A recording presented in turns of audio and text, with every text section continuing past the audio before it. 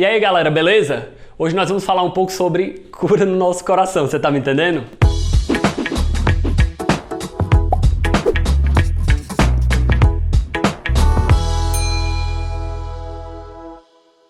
E esse assunto, assim, me veio muito forte no coração a partir do PHN, né, desse ano de 2015, 176 mil pessoas trabalhando cura interior. E lá, eu participando do retiro, tive essa graça de Deus de estar lá, né, escutando Dunga, Padre Fábio, Monsenhor Jonas Abib, que incrível, né? A gente teve aquela oportunidade de ver que muitas coisas na nossa sexualidade nós não conseguimos viver, não é porque nós não saibamos, mas é porque o nosso coração se encontra ferido. Quando nós lemos lá em Jeremias 4:18, que essas feridas elas acontecem dentro do nosso coração pelo nosso mau procedimento, ou seja, pela nossa maneira má de agir. E muitas vezes essa amargura ela fere os nossos corações, não é verdade? Você pode tentar lembrar aí, trazer na sua memória coisas que feriram a sua visão sobre sexualidade. Muitas vezes relacionamentos mal vividos na sua infância, na sua adolescência, relacionamentos mal vividos com os seus pais, e tudo isso vai ferindo, maltratando o nosso coração. Só para citar alguns males da pornografia, né? E sem tornar isso exaustivo, lembrar, né, assim, da dependência que a pornografia causa, né? Uma associação entre sexualidade e ansiedade. Muitas vezes isso é gerado por um comportamento, né, de pessoas que veem muita pornografia. Um hedonismo constante, uma falta de capacidade de amar. E isso tudo vai ferir o nosso coração. E toda vez que nós pensamos em sexualidade, as imagens que nós trazemos não vêm no plano de Deus. Você está me entendendo? São aquelas imagens que ficam incrustadas dentro da nossa mente. Porque a nossa história de vida ela não é perfeita com relação à nossa sexualidade. Talvez nós pensamos que a nossa sexualidade ela foi algo dado por Deus e ponto final. Mas a sexualidade é algo que nós precisamos ir construindo com o tempo. Deixa eu falar uma coisa pra vocês. Eu passei um tempo, né, fiz uma experiência dentro do convento. Imagina eu, né, assim, dentro do convento, frei, né? E lá dentro, eu trabalhando assim, fiquei muito responsável pela horta, né? Então, um monte de plantinha lá, de cuidar delas. E tinha uma coisa assim que era muito chato, que era as ervas, né? As ervas daninhas, o mato, como a gente diz aqui no Ceará, né? Elas crescem constantemente, você não faz nada para que elas cresçam e elas crescem. Enquanto as hortinhas, né, lá, o alface, o tomate, a beterraba, você tem que trabalhar constantemente para que ele cresça. E o mais interessante é que se você não tirar aqueles matinhos, aquelas ervas daninhas, elas impedem o crescimento das ervas boas, né? Eu lembro que uma vez eu estava lá, o irmão chegou, ó, Deusmar, não adianta só você tirar a parte de cima, né, cortar aquela parte de cima dela. Você tem que enfiar o dedo lá dentro da terra, encontrar a raiz dela, segurar e puxar. Porque se eu pegasse, tirar só aquela parte superficial, como a raiz ainda está lá, aquela planta ia crescer normalmente depois. Ia continuar a sugar nutriente das outras hortaliças, não é verdade? E é interessante porque se tu não cuidar do teu coração, meu irmão, se tu não procurar curar o teu coração, tu vai ficar que nem aquele terreno baldio, né? Cheio de mato, né? Assim. E isso vai impedir o crescimento dos frutos de Deus na tua vida. O crescimento de um amor verdadeiro, de um amor sincero dentro da tua vida, meu chapa. Vamos trazer aqui um pouco de João Paulo II novamente, né? Porque o cara, ele se garante. Vamos filosofar aqui um pouco com ele, né?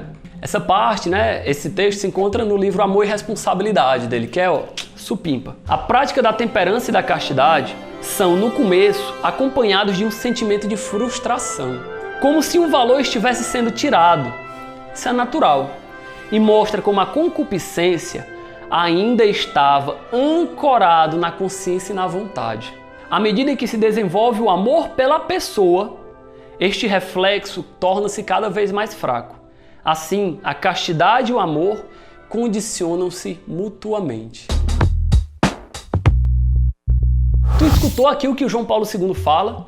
Que muitas vezes aquele sentimento de frustração, de dificuldade de ver a castidade, principalmente no começo, é natural, porque mostra como esses valores negativos estão arraigados dentro da nossa personalidade. Quando tu vai trazendo para a tua vida, né, a vivência da castidade, procurando vencer essas barreiras, esse amor vai condicionando a castidade.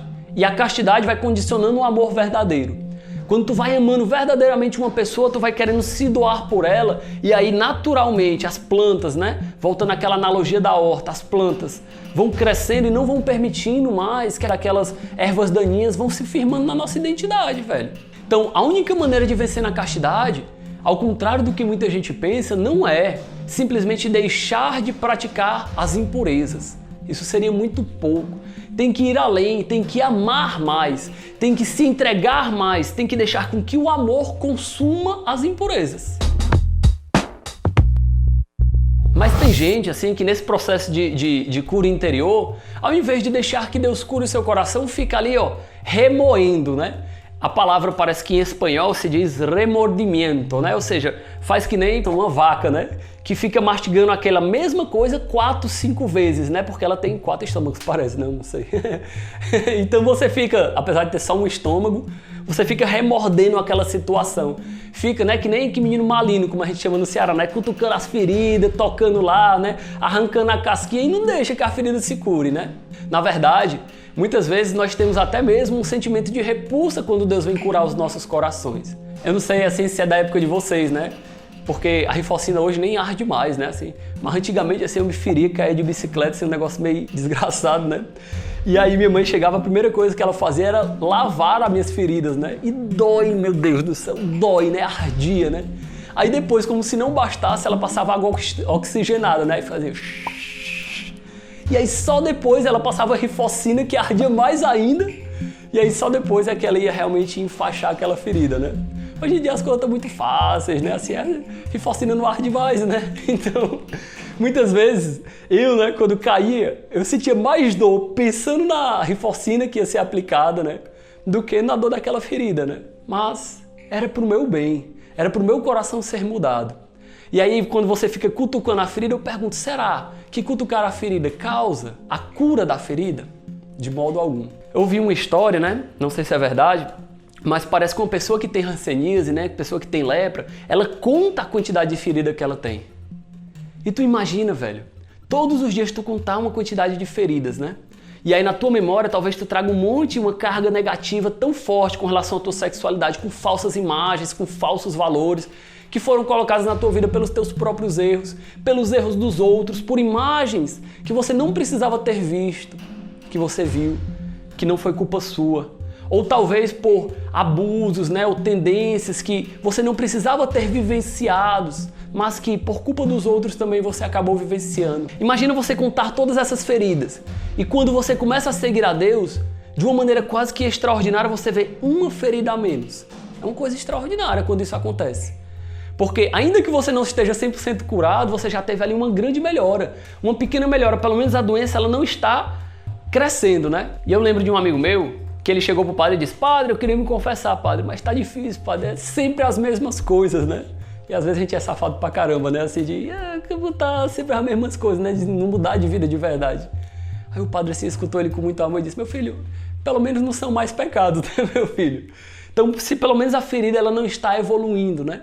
Mas o que eu garanto pra vocês, o que Deus quer não é simplesmente que a ferida pare de crescer. Ele quer curar os nossos corações, para que nós vivamos uma sexualidade segundo o coração de Deus. Viver a sexualidade equilibrada, viver a castidade como Deus quer, vivendo o amor da pessoa e não usando-se dos outros, né? É engraçado que a psicologia ela usa um termo que eu acho até contraditório, né? Muitas vezes pode parecer contraditório. A identificação com o agressor. Ou seja, né, a pessoa que ela sofreu algum tipo de trauma, ela se identifica com aquilo e começa a causar aquele mesmo tipo de trauma nas pessoas. Será que nós não estamos fazendo isso com a nossa sexualidade? Sofremos traumas, falsas imagens e estamos reproduzindo isso dentro de nós? Se você vê esses elementos dentro da sua identidade, saiba que no iceberg só 1/8 dele é que está para fora da água. A grande maioria dele está dentro. Talvez você pense, não, mas é natural eu ficar olhando para aquelas partes da menina, para aquelas partes do menino ter esse tipo de pensamento, esse tipo de desejo. Isso é só 1/8, meu irmão. Cave a fundo, né? Cavuque, né? Como se diz. Mexa ali, né? Antes de te arrancar, por exemplo, uma batata, né? Você balança para cavucar, para depois você conseguir puxar. Porque essa vivência, ela vai ser difícil para nós. Isso até é um princípio teológico, vamos dizer assim. Porque o pecado, ele vicia, meu irmão. O pecado ele vicia, mas a virtude ela nunca vicia. Ou seja, tu sempre vai ter que lutar, meu irmão, para poder viver a virtude da castidade. Isso é uma coisa maravilhosa. É uma graça dada por Deus, como São Paulo fala, né? É lutar o bom combate, meu chapa. E algumas daquelas raízes que nós precisamos arrancar, pessoal, são raízes de ideias, de falsas concepções, de ideologias, né? Fica aí a dica, ideologia do gênero, que muitas vezes provém do próprio inimigo de Deus, que com certeza não vem de Deus, porque não fala a verdade sobre o homem. E eu te pergunto, né? Onde é que hoje está fixado os teus olhos? Onde é que hoje está fixada a tua imaginação? São João Paulo II, né? O cara, ele fala que nós nos tornamos aquilo que nós contemplamos.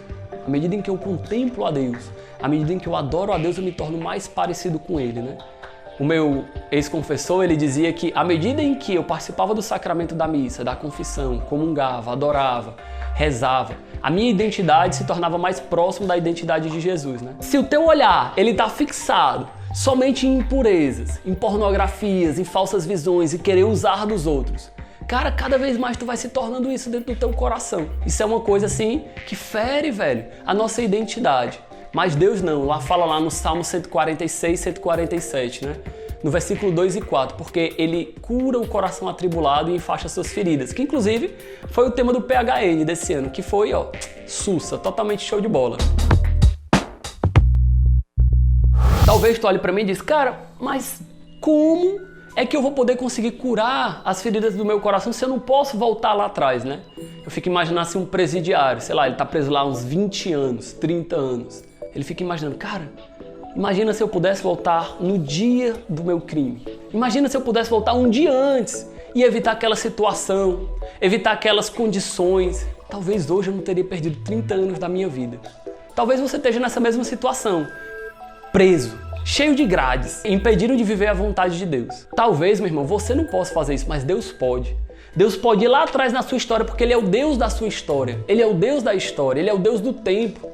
O tempo de Deus não é o Cronos, é o Kairos, e Ele pode ir lá a fundo da sua identidade e curar, velho. Aquele dia, né, trazer a sua lembrança, talvez um processo doloroso, mas trazer naquele dia e curar e transformar aquilo dali.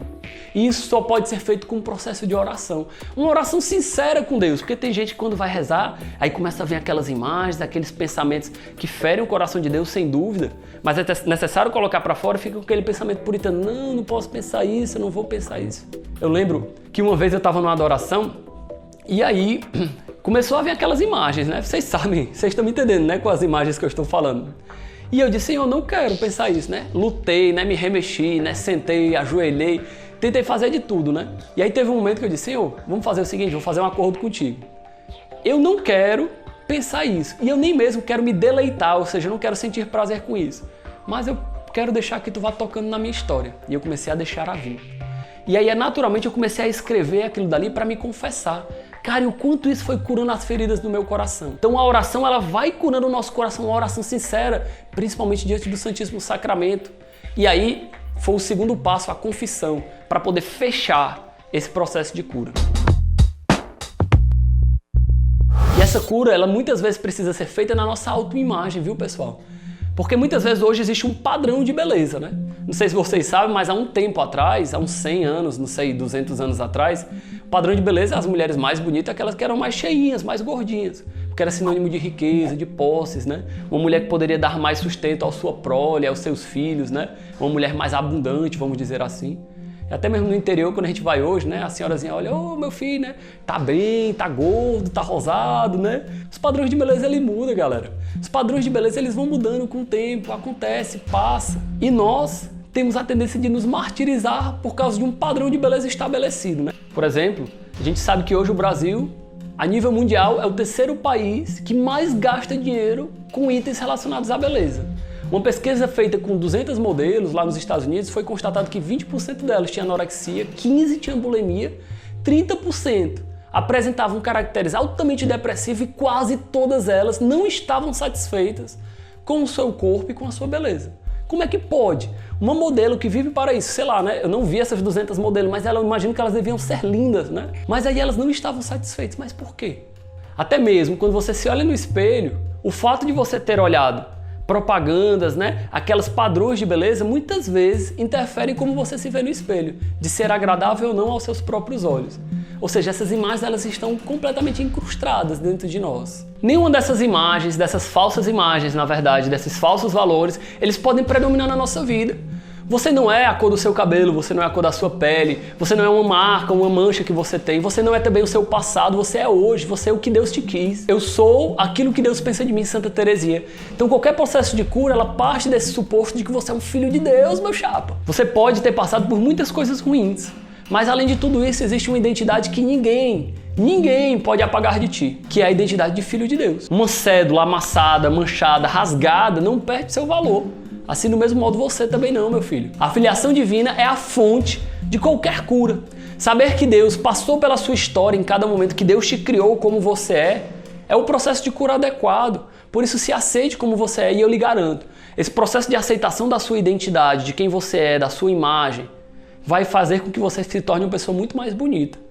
Porque você não vai estar só transparecendo uma aparência vã, um sepulcro caiado, como Jesus fala. Mas você vai estar transparecendo aquilo que você verdadeiramente é.